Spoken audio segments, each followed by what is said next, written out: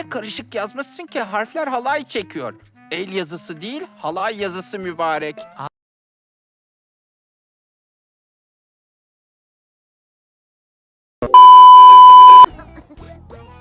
Olamaz. Kim bilir nereye düşecek? Aa!